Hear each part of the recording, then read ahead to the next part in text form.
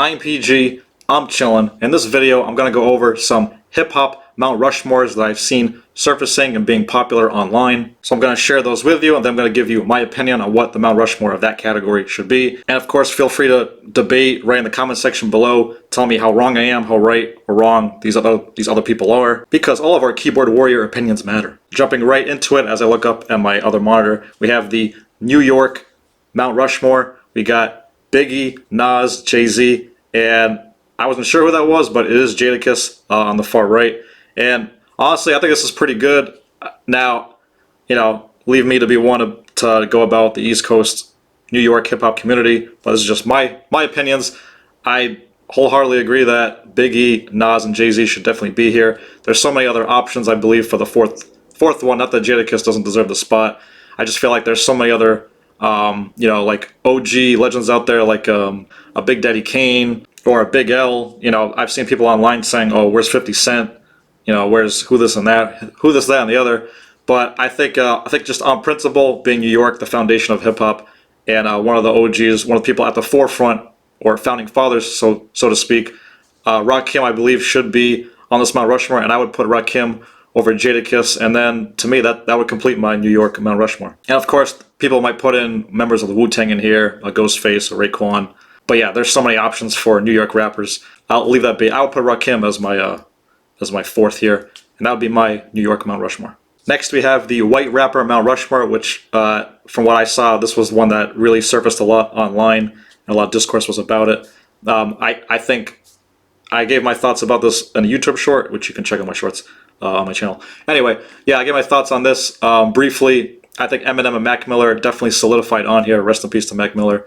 Paul Wall, I can understand him being on here, and that's Russ on the far right. I didn't realize that he was a fully Caucasian rapper. But putting in my 2 cents, I would sadly remove Paul Wall and Russ, and I would put in A$AP Rock. He's an underground hip hop legend. He's been doing this for, I want to say, over 20 years in the game. Again, that's an underground hip hop niche. It's not so much my cup of tea, but I have explored some of his songs, and he is very, very widely regarded by many rappers to be one of the best MCs in the underground.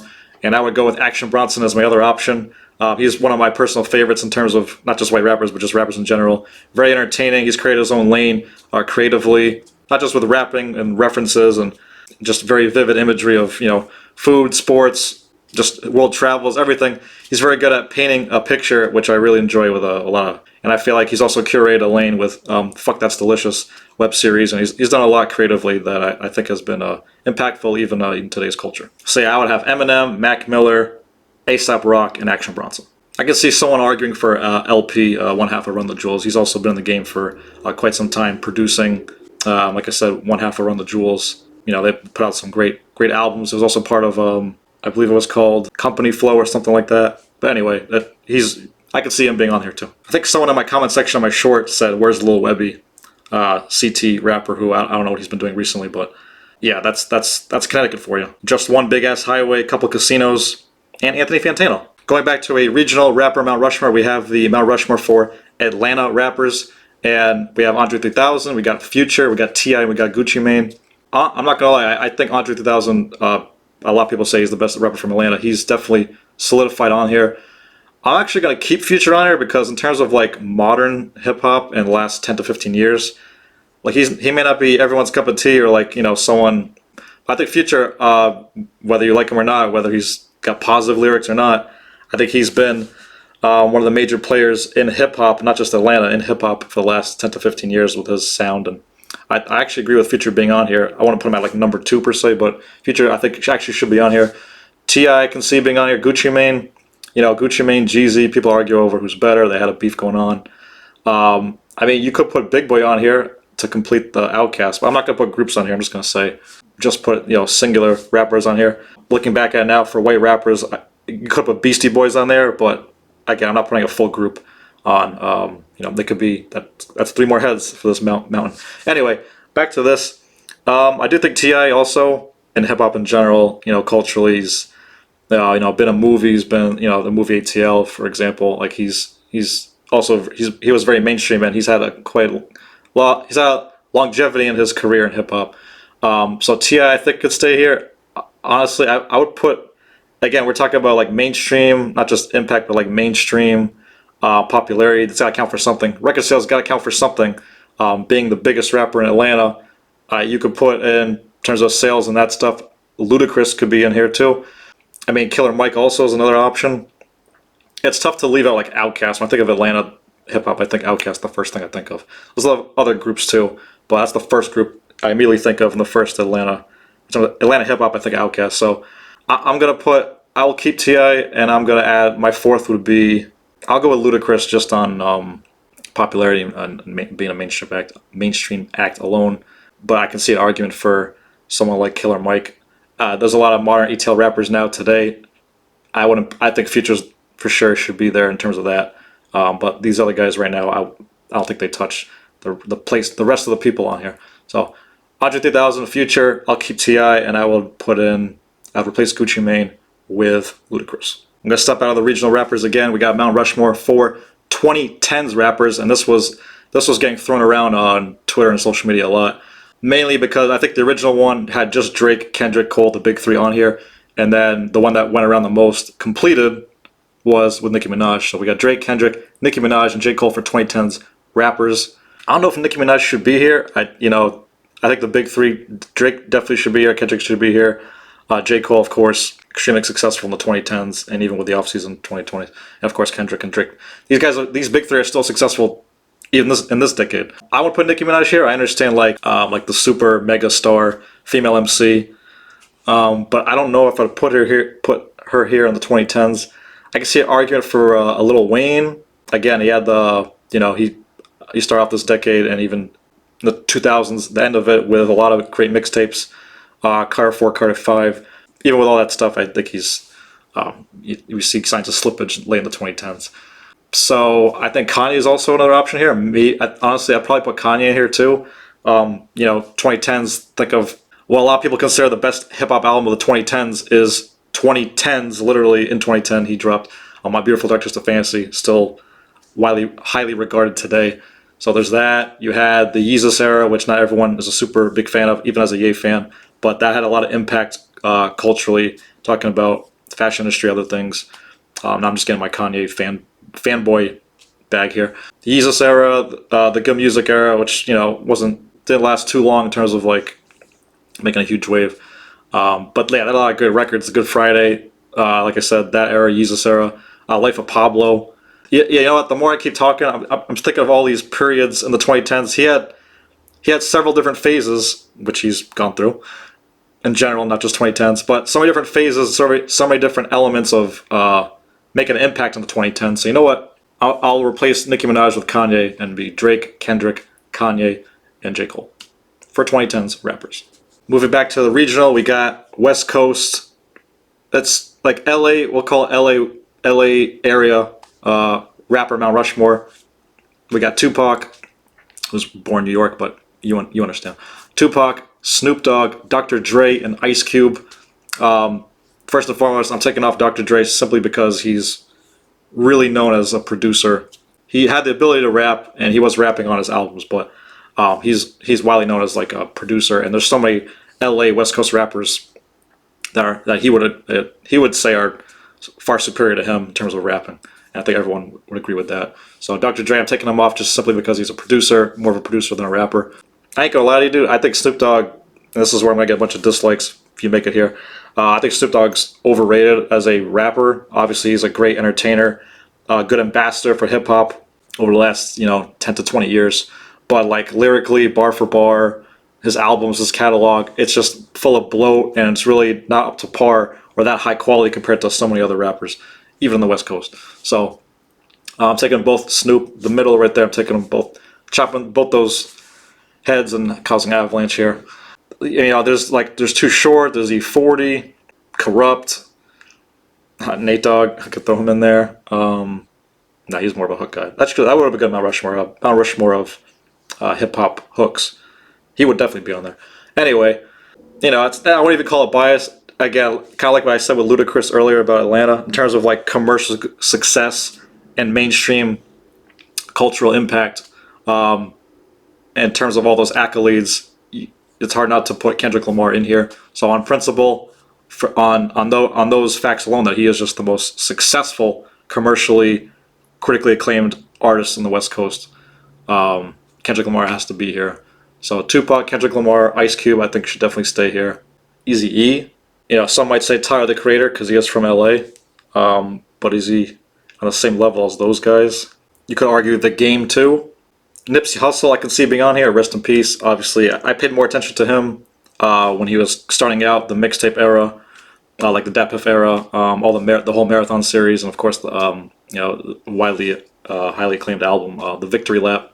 But you know what? As this YG too, I wouldn't put YG on here, but as disagreeable as The Game has been in terms of maybe his latest couple of projects, 2 or 3 projects, and just how he's always trying to throw himself into the spotlight by dissing and beefing with people randomly and just name dropping people. When he started out, and the first half, if not even past that, first 10 years of his career, he's put out bangers, great album, not just bangers, but also good albums. So yeah, I'm gonna put The Game. I mean, I'm millennial minded. I just think of growing up in the G Unit and then post that era. The Game actually, like I said, recently not so much, but The Game. I think The Game, you could argue, should be on here. And yeah, that completes my West Coast LA rapper Mount Rushmore. Now we're jumping to hip hop producer Mount Rushmore. There are so many fantastic producers. We have Dr. Dre, Timbaland, Pharrell Williams, and Kanye. Man, this is, nowadays I listen to more or I pay attention more to obviously there's Metro Boom, but underground producers now. But Dr. Dre should be here, of course. Maybe the biggest producer, in terms of success and not business and working with and finding some of the greatest artists of all time. So Dr. Dre should be on here. I don't know if I'm iffy. There's so many great producers. You could have a 8 heads on this Mount Rushmore. You could have a Rocky Mountains, Swiss Alps, mountain range for hip hop producers. Dr. Dre, I think. Oh, I don't know why I shut that. DJ Premier should be on here again. We're talking about West Coast. Now we're talking about the East Coast, New York boom bap style. The signature scratches. That's DJ Premier. So Dr. Dre, DJ Premier, those two for sure. Kanye, Pharrell, and Timbaland, they're all kind of in that wheelhouse of you can't really put a pin in you can't just put exact word or category of their sound because they're all three. They always try to be innovative or try to take hip hop into the next plane. Whether that be incorporating soul samples to do so, or just certain drum patterns and stuff like that, and overly layering the beats to perfection. So those three are kind of all in that same vein. Dr. Dre, DJ Premier. Look, man, I was talking about underground, and for over 20-25 years now, almost 30 years, The Alchemist has been producing some of the grittiest and also working with so many different artists, not just underground, but also Mobb Deep. He's worked with Nas. I'm pretty sure he's produced something for Eminem and Jay-Z as well. He's worked with so many different artists. It's crazy. Of course, he produced recently Kendrick Lamar's this song, Meet the Grams. So yeah, The Alchemist has his hands in so many different elements of hip hop and different artists. So I'll put The Alchemist on here, and also he's my personal favorite. So man, now it's a toss up between these three on who I'd put in here. You can also put a Ninth Wonder again. You could do an underground producer or just non-mainstream producer, Mount Rushmore. So I'm putting The Alchemist as my representation of that. But you also could put MF Doom in there too. Again, more of a rapper, but you could put a Madlib. He's got some fantastic collab albums, of course, with Freddie Gibbs and MF Doom. I said Ninth Wonder. Man, there's so many good producers out there. I gotta pick one of these three here.